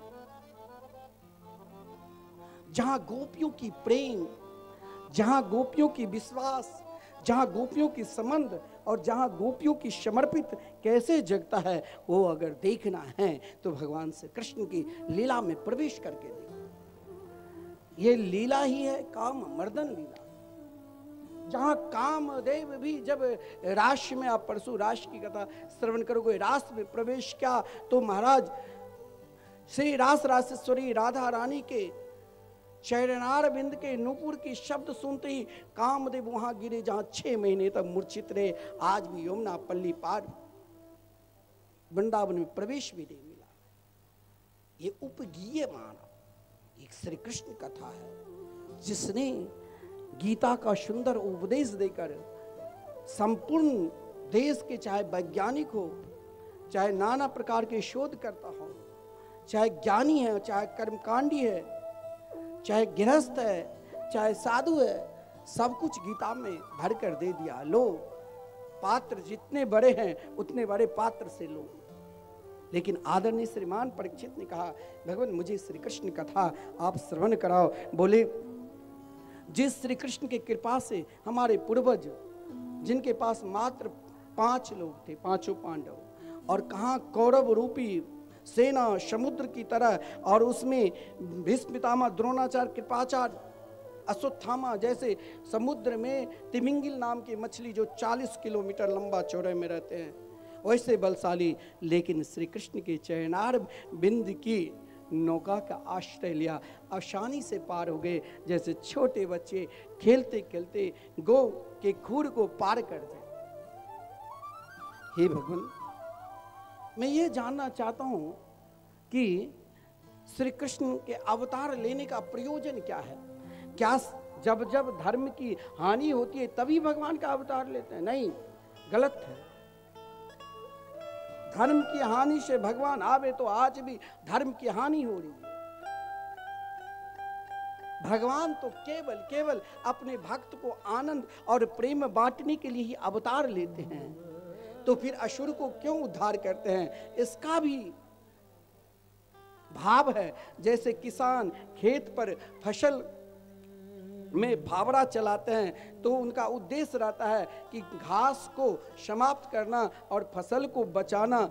धान गेहूं जो फसल में अपना फावड़ा चलाते हैं तो संपूर्ण घास को नष्ट करके फसल को बचाते हैं। उसी प्रकार भगवान जब असुर को समाप्त करते हैं, उनके प्रेम लीला में अगर विघ्न करने के लिए आते हैं तो उसको भी शांत कर देते हैं। उद्देश्य है कि संसारिक प्राणी को प्रेम दान करना, प्रेम बांटना। एक ही समय 2 माता के गर्भ में एक ही संतान कैसे प्रवेश किया? अपने मामा को नहीं मारना चाहिए, कंस को क्यों मारा? वृंदावन में कौन सी लीला की? मथुरा में कौन सी लीला की? फिर द्वारका में 16,108 विवाह क्यों किए? फिर महाभारत की युद्ध क्यों हुआ? और पुनः भगवान 125 वर्ष तक पृथ्वी पर लीला करते हुए अपने दिव्य धाम को कैसे गए? संपूर्ण कथा हमें विस्तार पूर्वक सुनाओ, क्योंकि मेरे जीवन में केवल श्री कृष्ण कथा ही प्रिय है। श्री कृष्ण कथा है कैसे? तो कहा, निर्वृत्त तरसे नेसाति दु सहाचुन्मां तक्तोदपि न बाधिते पिबन्तं त्वां मुखाम्भोजं च्युतं हरि कथामृतम्। बोले, प्रभु अब मुझे भूख प्यास नहीं लग रही है। देखो यहाँ 3 घंटे में आप ना जाने किसकी चुगली और निंदा बैठे बैठे करते होंगे। इतना ही नहीं, रोटी बनाने के लिए भी जाना है और आज बधाई को भी लेना है। खूब बांटेंगे हमारे यजमान और साथ में हम खूब झूमेंगे, नाचेंगे, हम यशोदा बनेंगे और भाव यही रहेगा, नंदघर आनंद भयो जय कन्हैया लाल की। सब कुछ हमें चाहिए, आनंद भी चाहिए, उत्सव भी चाहिए और रोटी भी बनाना चाहिए। बस 3 घंटे में हम बेचैन हो जाते हैं। लेकिन महाराज परीक्षित से जब आदरणीय श्रीमान सुखदेव जी ने कहा कि 4 दिन हो गए, क्या अभी तक भूख प्यास नहीं लगी है? बोले नहीं भगवान, मुझे याद है कि इसी भूख प्यास के कारण मैंने ऋषि के गले में मरा हुआ सर्प डालकर आया। आज भूख प्यास नहीं सता रही है। क्यों? नेशाति दुस्साहा चुनमा त्यक्तोदम अपिवादति। हे भगवान, जो आपके मुखार बिंद से हरि कथा मृत का जो रसास्वादन कर रहा हूं, क्या है? अमृत है। जब कथा में मन लगने लग जाएगा ना, तो समय कैसे निकला पता नहीं चलता है। और मन नहीं लगेगा तो फिर पाँव में दर्द, ऐसे बदलो ऐसे बदलो, आगे फैला दो। हम देखो एक आसन से बैठे हैं, हम तो आपके लिए 3 घंटे ध्यान रखते हैं, नहीं तो आप 5 घंटे 6 घंटे भी आप बैठे रहोगे तो हमें कोई परवाह नहीं पड़ेगा। कहा भगवान अब मुझे भूख प्यास तनिक नहीं सता रही। क्यों? क्योंकि आपके मुखारबिंद अमृत है। उस अमृत से श्री कृष्ण रसामृत निकल रहे हैं और उस रस को हम रसास्वादन कर रहे हैं। भगवान हमें श्री कृष्ण के अवतार का प्रयोजन क्या है? बोले जब पृथ्वी पर धर्म की हानि होती है, अधर्म बढ़ता है, तभी भगवान आते हैं। ऐसा नहीं है। जब वृंदावन कहाँ है? कोई स्वर्ग से आए हैं? कोई आपको परिचय दिया कि स्वर्ग में ये है? धर्म ग्रंथ में जो आचार्य लिखे हम वो बोलते हैं। लेकिन वृंदावन क्या है? दिव्य गोलोक धाम जो है वही वर्तमान समय में वृंदावन है। आप अनुभव करके देख लेना, सारे तीर्थ में जाकर जब वृंदावन में जाओगे, वृंदावन ही एक ऐसा जगह है जहाँ नित्य उत्सव ही चलता रहता है। आज बांके बिहारी जी की ये फूल बंगला, ये भोग, वृंदावन में उत्सव ही उत्सव है। वहाँ एक प्रेम की रस की धारा है, उसमें साधक प्रेमी डुबकी लगाते रहते हैं, कोई परिक्रमा लगाकर तो कोई बिहारी जी के दर्शन करके। देखिए जब पृथ्वी पर अधर्म बढ़ता है तो पृथ्वी घबरा कर गौरूप धारण करती है और गौरूप धारण कर ब्रह्मा जी के साथ में जाती है। ब्रह्मा जी देवताओं को साथ में लेकर, देवता भगवान शिव को साथ में लेकर सब क्षीर सागर में जाकर भगवान नारायण की स्तुति करते हैं। लिखा है भागवत में, जगामा शत्रुन स्थिरम क्षीर पयो निधि। पृथ्वी कौन है? पृथ्वी का स्वभाव क्या है? शांत। भगवान के निकट जाने के लिए आप देवी माँ की स्तुति करते हो, आप देवी माँ की रोज पूजा करते हो। क्या आपके जीवन में कुछ परिवर्तन हुआ है? अगर परिवर्तन हुआ है तो 100% आपके ऊपर कृपा करेंगे, नहीं तो आप वर्षों पूजन करो कुछ नहीं मिलेगा। जैसे ऊसर भूमि पर बीज डाल दो तो कुछ नहीं मिलेगा। क्या आपके जीवन में परिवर्तन हुआ है? भगवान की क्या महिमा है? भगवान के निकट पृथ्वी यानी शांत रूप। जीवन को शांत स्वभाव बनाओ, उद्यत ना हो जाओ। छोटी सी बात में क्रोध कर लेते हो, छोटी सी बात में दूसरे की निंदा करने लग जाते हो। ये नहीं करना चाहिए। और पृथ्वी शांत का प्रतीक है, तो पृथ्वी ने गौ का रूप क्यों धारण किया? गौ कहते इंद्रियों को, मन को शांत रखने के लिए अपने इंद्रियों को वश में रखना पड़ेगा। और इंद्रियों को वश में कैसे रख सकते हैं?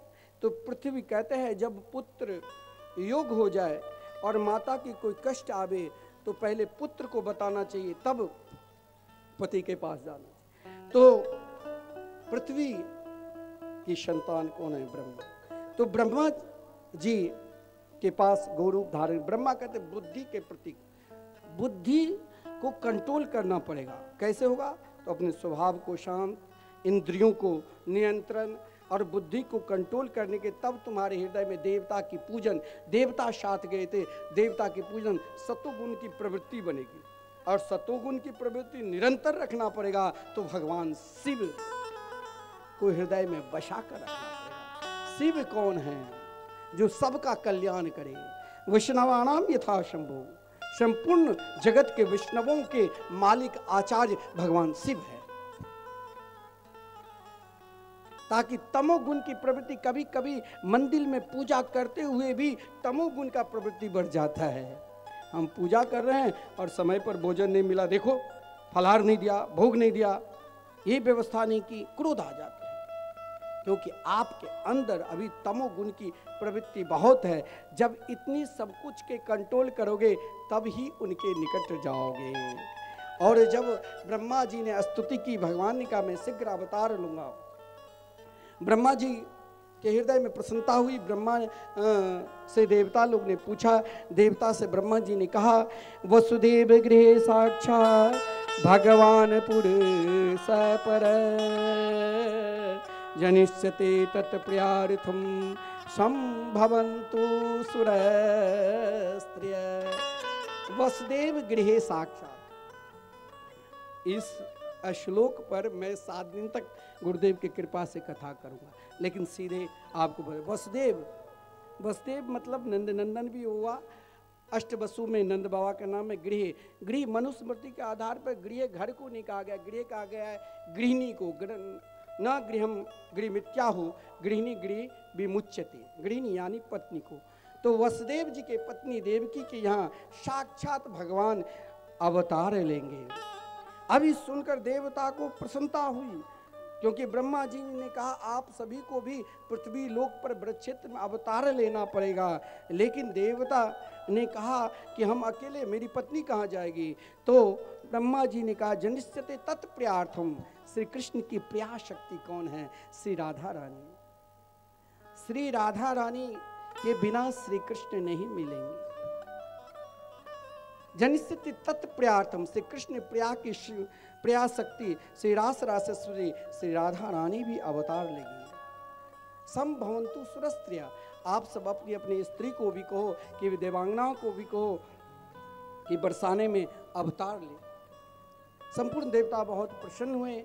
इधर महाराज मथुरा के राजा महाराज उग्रसेन थे, जिनके पुत्र महादुर्दांत महापापी कंस था, जिसने अपने पिता को कारागार में देकर स्वयं मथुरा के राजा बन गए, और जिसने स्वयं दुष्ट का संग करने लग गया। आकासुर, बाकासुर, धेनकासुर, गधासुर, इन सबको संगत में करके स्वयं आसुरी वृत्ति में रहने लग गया।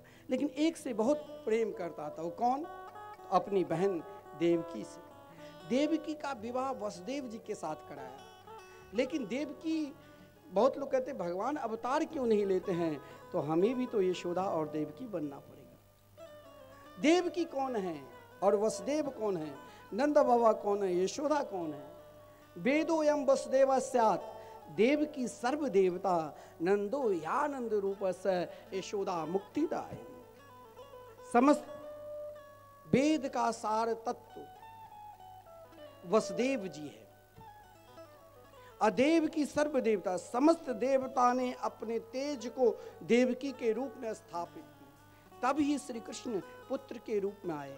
नंदो यानंद रूप से, नंद बाबा सदा आनंद बटा, और यशोदा मुक्तिदायिनी, जो मुक्ति देने वाले को भी उखल में बांध दे, वही माँ यशोदा है, जो निरंतर अपने यश को दान करते हैं। यहाँ महाराज मथुरा में कंस के अत्याचार से सब दुखी था, लेकिन मथुरा में कंस अपनी बहन देवकी को बहुत मानते थे, पुत्री जैसे। देवकी का ब्याह वसुदेव जी के साथ बड़े धूमधाम के साथ कराए, और स्वयं जब विदा करने के लिए व्यवस्था हुई तो स्वयं कंस सारथी बन के रथ चलाने लग गया। इधर देवता के हृदय में हुआ कि इसके अंदर अगर दया आ गई तो भगवान को अवतार लेने में बहुत समय लगेगा। इसीलिए आकाशवाणी हुई कि अरे दुष्ट, जिस देवकी को तुम बड़े उत्साह आनंद पूर्वक ले जा रहे हो, वही देवकी के अष्टम संतान तेरे लिए काल होगा, काल होगा। इस शब्द को सुनते ही कंस घबरा गए और देवकी के बाल पकड़ लिया और तलवार निकाले और सीधे रथ से नीचे गिराकर मारने की कोशिश किया। लेकिन एक पति कहलाने के लिए तब लायक होता है जब अपनी पत्नी को सब प्रकार की सुरक्षा करे। देखिए, मूर्ख को वश में करना है तो उनकी प्रशंसा करने लग जाओ। मूर्ख के वश में करने के लिए, अज्ञानी को वश में करने के लिए कि हम जो है कहना भाई तुम ही हो।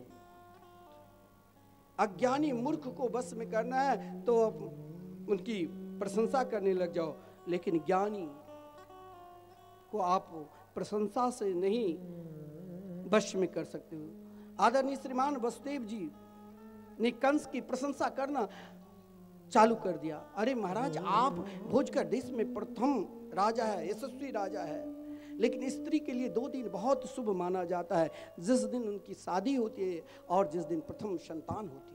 ये आपकी बहन है, पुत्री की तरह है, आप इसे मत मारो, लेकिन एक दिन सबको मरना ही पड़ेगा और मरने के बाद भी आपकी निंदा होगी, आप इसे छोड़ दो। लेकिन कंस ने कहा कि आपने आकाशवाणी नहीं सुनी, इनके अष्टम संतान मेरे लिए काल होगा। अंत में वसुदेव जी ने कहा, वचन दिया कंस को। देखिए, कंस भी वसुदेव जी के वचन पर विश्वास करते थे और जिस कारण कहा, देवकी के जो भी संतान होगी मम स्मरण, जो मेरा स्मरण रहेगा वो मैं सब कुछ आपको समर्पित करता रहूंगा। जिस कारण महाराज वसुदेव जी को कंस ने मारा नहीं, देवकी को भी नहीं मारा। कहा कि कारागार में रहना पड़ेगा, मंजूर, सब कुछ स्वीकार कर लिया। कहा हथकड़ी बेड़ियां पहननी पड़ेगी, बोले वो भी स्वीकार है। जेल में रहना स्वीकार कर लिया, हथकड़ी बेड़ियां स्वीकार कर ली, कोई मिलने के लिए ना आवे। लेकिन वसुदेव जी के सत्य निष्ठा देखो, प्रथम पुत्र हुआ जिसका नाम है कीर्तिमान, कंस के पास ले गया। कंस ने देखा मेरे काल तो 8वें होगा, ये क्या कर लेगा, छोड़ दिया। लेकिन देवर्षि नारद जी ने फिर, देवता ने प्रेरणा दी, इस दुष्ट के अंदर फिर दया आ गई, प्रेरणा दी। और देवर्षि नारद जी ने मथुरा के 8 पुष्प लिया और कहा गिनती करो। जहाँ से गिनती कराया वहाँ से 8वें ही रूप में आया, जिस कारण पुनः वसुदेव जी के प्रथम पुत्र इस प्रकार 1 2 3 4 5 6 को देखते ही देखते कंस ने समाप्त कर दिया। कंस के अत्याचार से, कंस के दुराचार से सब पुकार रहे हैं, सब कह रहे हैं, हे मेरे गोविंद कब आओगे मेरे साथ, हे मेरे गोविंद, हे मेरे गोपाल कब आओगे। सब पुकार रहे हैं कि आप जल्दी आओ, शीघ्र आओ, सब पुकार रहे हैं। लेकिन उनकी पुकार, उनके आह्लाद से महाराज सबके सब की पुकार को सुनकर भगवान ने शीघ्राति शीघ्र आ रहे हैं। इधर महाराज 7वें संतान के रूप में जिस लखनलाल जी को भगवान ने कहा कि अब आप कृष्ण अवतार में मेरे भाई, बड़े भाई के रूप में आओगे, स्वयं शेष भगवान को अपने बड़े भाई के रूप में भेजा और स्वयं देवी योग माया को आदेश दिया कि आप भी इन लीला में सहयोग करो। जो देवकी के गर्भ में मेरे तेज है उसे नंद महल में, नंद ग्राम में, नंद महल में जो रोनी है वहाँ भेज दो। और हे देवी, अब आप भी मेरी बहन बन जाओ। गच्छ देवी ब्रजम भद्रे गोप गोपी रलम कृतम। हे देवी, आप भी ब्रज में अवतार लो, मैं इधर मथुरा में, आप गोकुल में, आप अवतार लो और मेरी लीला में सहयोग करो। देवी योग माया शक्ति ने मना कर दी, लेकिन कहा कि कलयुग में दुर्गा, काली, भद्रा, विजय, वैजयंती, कुमुदा, चंडिका, कृष्णा, माधवी, वैष्णवी इत्यादि नाम से आपको पूजन करेंगे। हे देवी, आप शीघ्र अवतार लो। योग माया दुर्गा जी भी भगवान की बहन के रूप में हैं, वैष्णव देवी के रूप में, विंध्यवासिनी के रूप में। आज भी हम विंध्यवासिनी जाकर देवी के दर्शन करते हैं। इधर आदरणीय श्रीमान सुखदेव जी महाराज कहते हैं, वो समय आ चुके हैं, भादो मास कृष्ण पक्ष अष्टमी तिथि बुधवार रोहिणी नक्षत्र से ठीक युक्त 12 बजे भगवान अवतार लेते हैं। जिस कर्म में महाराज आज योग माया शक्ति ने संपूर्ण ब्रजमंडल को अपने हाथ में ले लिया। आज कंस 10,000 सुरक्षा कर्मी को रख दिया और देवकी वसुदेव जी दोनों हथकड़ी बेड़िया में हैं। लेकिन देखिए, श्री कृष्ण जो गीता में कहा, जो भागवत में, वो अपने जीवन में उतारो। श्री कृष्ण की यहीं से लीला आश्चर्यमय है। जब प्रवेश किया तो उस अद्भुत बालक को कैसे हैं, जिनकी स्तुति स्वयं देवता लोग कर रहे हैं। हे प्रभु, आप शीघ्र अवतार लीजिए। स्वागत कब आओगे, कब आओगे,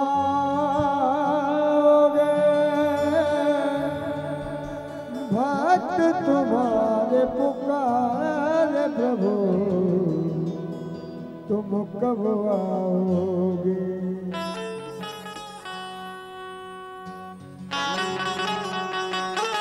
सब पुकारो भगवान जल्दी अवतार लेंगे। जय हो स्वागतम कृष्ण स्वागतम कृष्ण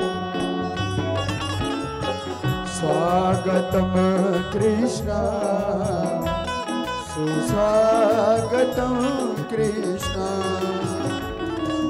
स्वागतम कृष्ण शरणागतम कृष्ण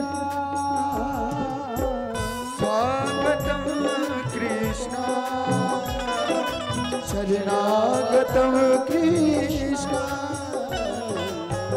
स्वागतम कृष्ण शरणागतम कृष्ण स्वागतम कृष्ण शरणागतम कृष्ण। अभी ऐसे आता ताली ही सेवा करते रहिए और जल्दी जल्दी बुलाइए मेरे गोविंद, आप शीघ्र अवतार लीजिए।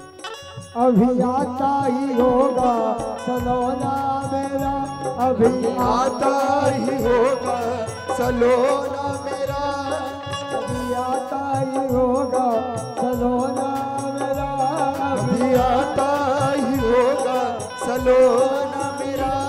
हमरा है उसी की तका करते हैं, हमरा उसी की तका करते हैं, सबता नहीं जानते हैं, हम जो भी आए बका करते हम जो आए बता करते हैं।